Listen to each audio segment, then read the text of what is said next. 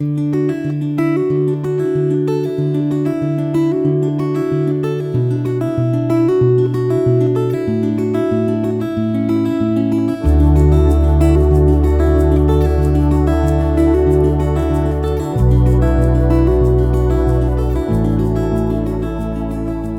reading begins in Judges, chapter 2, starting in verse 10. After all that generation were gathered to their fathers, another generation arose after them, who didn't know the Lord, nor the work which he had done for Israel. The children of Israel did that which was evil in the Lord's sight, and served the Baals. They abandoned the Lord, the God of their fathers, who brought them out of the land of Egypt, and followed other gods, of the gods of the peoples who were around them, and bowed themselves down to them, and they provoked the Lord to anger. They abandoned the Lord, and served Baal and the Ashtaroth. The Lord's anger burned against Israel, and he delivered them into the hands of raiders, who plundered them. He sold them into the hands of their enemies all around, so that they could no longer stand before their enemies. Wherever they went out, the Lord's hand was against them for evil, as the Lord had spoken, and as the Lord had sworn to them, and they were very distressed. The Lord raised up judges, who saved them out of the hand of those who plundered them. Yet they didn't listen to their judges, for they prostituted themselves to other gods, and bowed themselves down to them. They quickly turned away from the way in which their fathers walked, obeying the Lord's commandments. They didn't do so. When the Lord raised up judges for them, then the Lord was with the judge, and saved them out of the hand of their enemies all the days of the judge. For it grieved the Lord because of their groaning, by reason of those who oppressed them and troubled them. But when the judge was dead, they turned back, and dealt more corruptly than their fathers, in following other gods to serve them and to bow down to them. They didn't cease what they were doing, or give up their stubborn ways.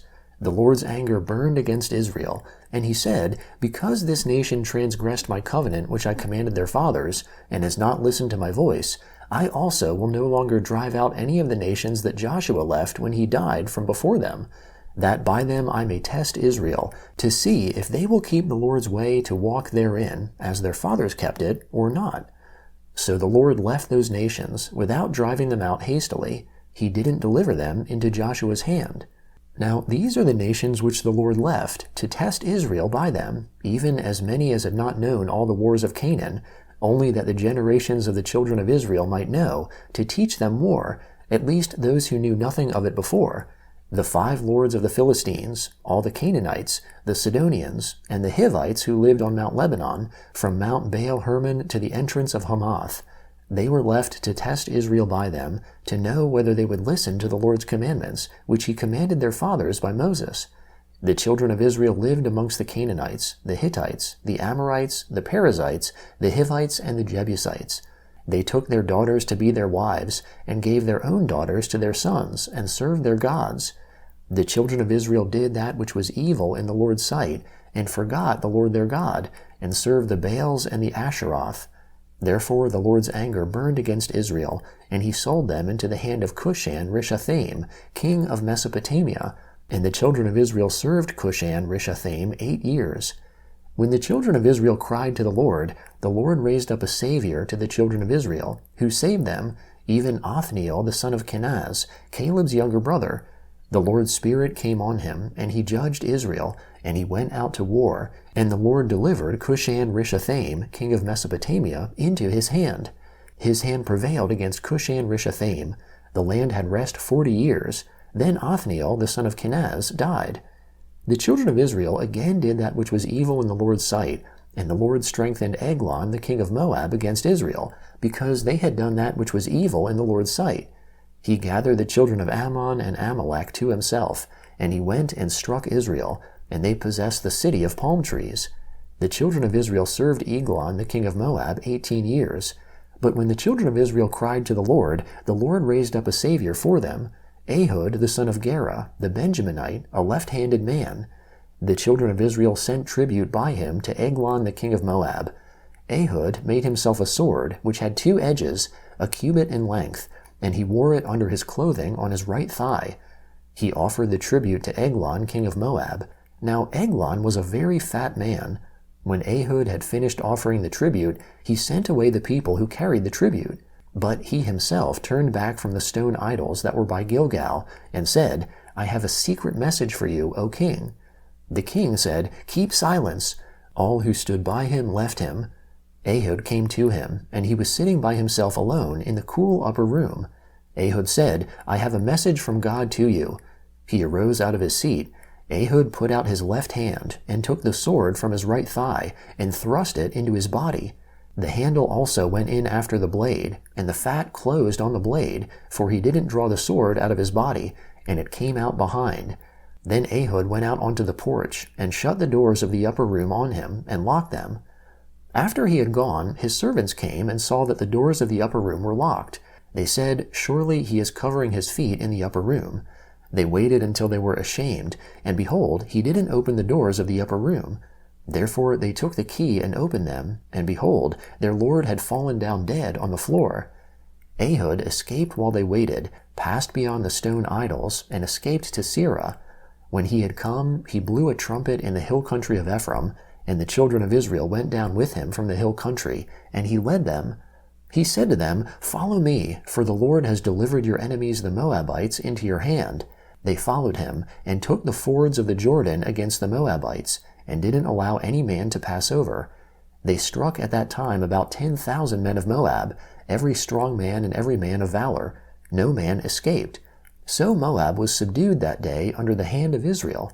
Then the land had rest 80 years. After him was Shamgar the son of Anath, who struck 600 men of the Philistines with an ox goad. He also saved Israel. The Gospel of Luke, chapter 22, starting in verse 14. When the hour had come, he, that is Jesus, sat down with the 12 apostles. He said to them, "I have earnestly desired to eat this Passover with you before I suffer. For I tell you, I will no longer by any means eat of it until it is fulfilled in God's kingdom." He received a cup, and when he had given thanks, he said, "Take this and share it amongst yourselves. For I tell you, I will not drink at all again from the fruit of the vine until God's kingdom comes." He took bread, and when he had given thanks, he broke and gave it to them, saying, "This is my body, which is given for you. Do this in memory of me." Likewise he took the cup after supper, saying, "This cup is the new covenant in my blood, which is poured out for you. But behold, the hand of him who betrays me is with me on the table. The Son of Man indeed goes as it has been determined, but woe to that man through whom he is betrayed." They began to question amongst themselves which of them it was who would do this thing. A dispute also arose amongst them, which of them was considered to be greatest. He said to them, "The kings of the nations lord it over them, and those who have authority over them are called benefactors. But not so with you. Rather, the one who is greater amongst you, let him become as the younger, and one who is governing as one who serves. For who is greater, one who sits at the table or one who serves? Isn't it he who sits at the table? But I am amongst you as one who serves. But you are those who have continued with me in my trials. I confer on you a kingdom, even as my Father conferred on me, so that you may eat and drink at my table in my kingdom. You will sit on thrones, judging the 12 tribes of Israel." The Lord said, "Simon, Simon, behold, Satan asked to have all of you, that he might sift you as wheat. But I prayed for you, that your faith wouldn't fail. You, when once you have turned again, establish your brothers." He said to him, "Lord, I am ready to go with you, both to prison and to death." He said, "I tell you, Peter, the rooster will by no means crow today, until you deny that you know me 3 times.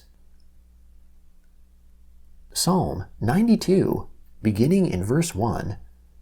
It is a good thing to give thanks to the Lord, to sing praises to your name, Most High, to proclaim your loving kindness in the morning, and your faithfulness every night, with the 10-stringed lute, with the harp, and with the melody of the lyre. For you, Lord, have made me glad through your work. I will triumph in the works of your hands. How great are your works, Lord! Your thoughts are very deep. A senseless man doesn't know, neither does a fool understand this. Though the wicked spring up as the grass, and all the evildoers flourish, they will be destroyed forever. But you, Lord, are on high forevermore. For behold, your enemies, Lord, for behold, your enemies shall perish. All the evildoers will be scattered. But you have exalted my horn like that of the wild ox. I am anointed with fresh oil. My eye has also seen my enemies. My ears have heard of the wicked enemies who rise up against me. The righteous shall flourish like the palm tree. He will grow like a cedar in Lebanon. They are planted in the Lord's house. They will flourish in our God's courts. They will still produce fruit in old age. They will be full of sap and green, to show that the Lord is upright. He is my rock, and there is no unrighteousness in him.